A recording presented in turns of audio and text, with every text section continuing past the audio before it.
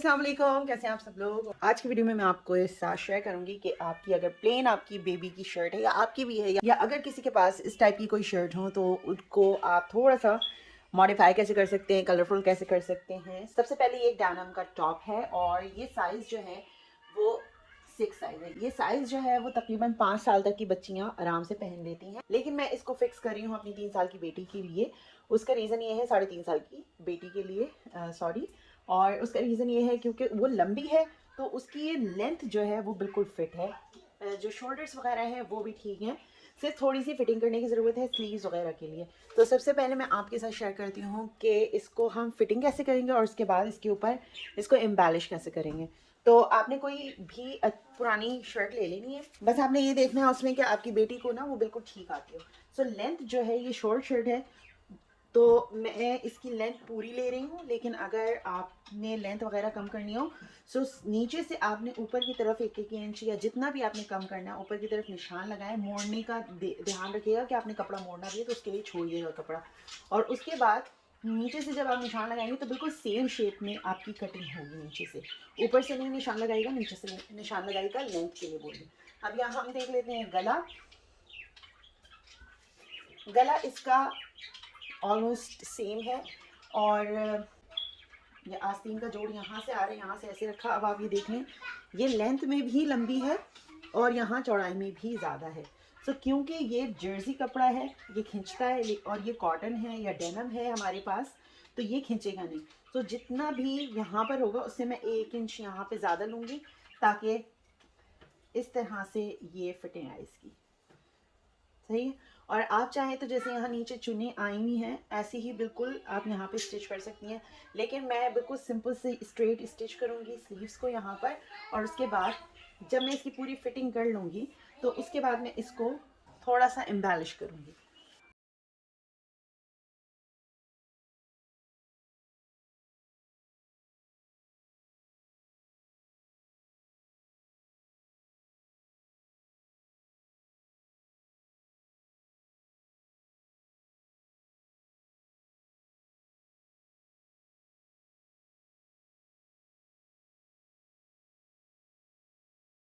Okay, तो अब मैंने इसकी फ़िटिंग वगैरह कर ली है और स्लीव्स जो है वो मैंने बिल्कुल सिंपल सी रखी हैं, कुछ भी इसमें एक्स्ट्राऑर्डिनरी नहीं किया।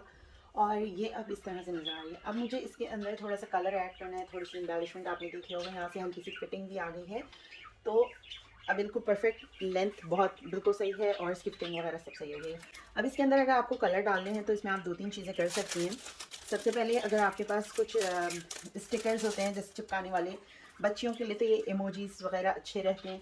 सो आप इनमें से कुछ भी यहाँ पर लगा सकती हैं, जैसे एक ये लगा दिया, और थोड़ा सा अगर कलर और डिफरेंट ऐड करना चाहें तो वो भी कर सकती हैं, या फ्लावर्स वाले जो मोटिव्स मिलते हैं वो भी लगा सकती हैं। एक चीज़ ये हो गई। दूसरी चीज़ आप ये कर सकती हैं, जो बटन्स होते हैं इस तरह के कपड़े के जो बने हुए मिलते हैं, इनको आप अरेंज करके लगा सकती हैं, यानी कि इनके फ्लावर बना सकती हैं इस तरह से। ठीक है, इस तरह से आप फ्लावर बना सकती हैं। एक फ्लावर यहाँ बना दिया, यानी कि 2-3 फ्लावर यहाँ बना दिए इस तरह से, 1, 2 और 3 यहाँ बना दिए, या फिर यहाँ बेल्ट के ऊपर बना दिए 2 फ्लावर्स, या यहाँ शोल्डर के पास, स्लीव्स के ऊपर, जहाँ आपको मुनासिब लगे वहाँ पे आप ये बना सकती हैं। इसमें बहुत सारे कलर्स मिल जाते हैं तो आप कोई सा भी कलर यूज़ कर सकती हैं। इसके अलावा वुडन बटन्स जो होते हैं इस टाइप के, वो भी आप सिलाई करके उनको अरेंज कर सकती हैं। अभी मैं बताती हूँ मैं किस तरह से करूँगी। या फिर टिश्यू के या फेल्ट वाले जो फ्लावर्स मिलते हैं ये वाले, इनको आप इस तरह से अरेंज कर लें।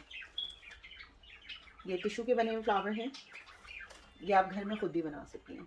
सो इस तरह से अगर आप अरेंज करना चाहें तो कर सकती हैं। मैंने इनको बीच में इसलिए लगाया क्योंकि ये कांच वाले बटन इस पर लगे हुए, तो अगर मैं बटन के ऊपर लगाऊंगी तो ये खुल नहीं सकेंगे जो कॉलर है। इसके अलावा वुडन बटन्स हैं बटरफ्लाई शेप में, और ये बहुत सारे कलर्स में है मेरे पास।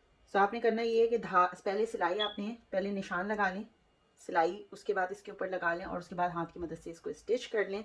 और ऊपर की तरफ अगर आपको ये खाली लग रहा है, मुझे ये सिर्फ 3 ही अच्छी लग रही है, मतलब ज़्यादा नहीं, सिर्फ 3 इस तरह से मैं लगाऊं तो अच्छी लगेंगी।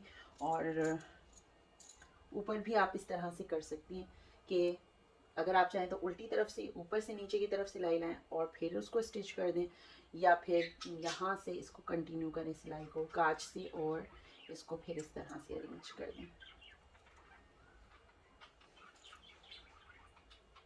वो आपकी मर्ज़ी है, आपने इसको किस तरह से अरेंज करना है तो वो आप अपने हिसाब से अरेंज कर सकती हैं। इसके अलावा आप यहाँ पर 3 या 4 सिलाइयाँ लगाकर, यानी कि एक सिलाई बीच में, 2 सिलाइयाँ इस तरफ, 2 सिलाइयाँ इस तरफ करके, और उसके ऊपर भी बटन्स या इस तरह से जो भी लगाना चाहें वो लगा सकती हैं। अच्छा, मुझे रखने के बाद ना मुझे ये वाला आइडिया ज़्यादा अच्छा लग रहा है कि यहाँ पे मैं फ्लावर्स बना दूँ इस तरह कपड़े के बटन से, तो वो मुझे ज़्यादा अच्छा आइडिया लग रहा है। मैं यही स्टिच करती हूँ, इसके ऊपर फ्लावर बनाती हूँ। एक फ्लावर यहाँ बना रही हूँ और एक फ्लावर यहाँ पे बनाऊंगी और यहाँ से सिलाई करूँगी। अच्छा, अब आपने जो इसके ऊपर निशान लगाना है वो ऐसी चीज़ से लगाना है जिसको आप जो इरेज हो सके बाद में, जिसका इसके ऊपर धब्बा नहीं पड़े। तो आप क्रेयॉन्स जो होते हैं बच्चों के वो यूज़ कर सकती हैं, चौक जो होती है वो यूज़ कर सकती हैं। और क्रेयॉन्स इसलिए कहूँगी क्योंकि जब आप इसके ऊपर इस्त्री करेंगी ना तो ये मेल्ट हो जाएगा, ये वैक्स होता है तो ये मेल्ट हो जाएगा। तो कोशिश ये करेगा सेम कलर, जैसे ये फ्रॉक का कलर है सेम कलर में यूज़ करें आप क्रेयॉन, ताकि जब आप उसको मेल्ट करें तो वो वैक्स जो है वो इसके अंदर ही मेल्ट हो जाए, मतलब उसके ऊपर कोई धब्बा नहीं पड़े दूसरे रंग का। सो आप फ्री हैंड कर सकती हैं।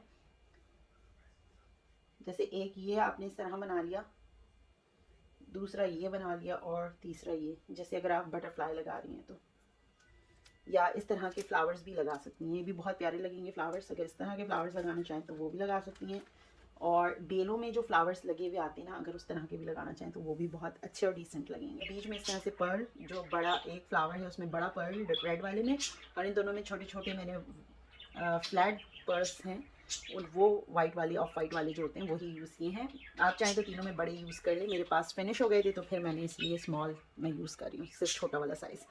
एनीवेज, उसके बाद मैं इनको ग्लू की मदद से स्टिक कर लेती हूँ, और उसके बाद यहाँ पर जो मैंने सिलाइयाँ लगानी है, ये जो मैंने डंडियाँ बनानी है इसकी, ये मैं हाथ से स्टिच करूँगी। बिल्कुल सीधा टाका जो होता है ना वो ही लगाऊंगी, या जंजीरी टाका है वो आप लगा सकती हैं, तो वो आपकी मर्ज़ी है। तो ये मेरा फाइनल प्रोडक्ट रेडी हो गया है और अब मैं आपको इसको दिखाती हूँ। ये देखिए,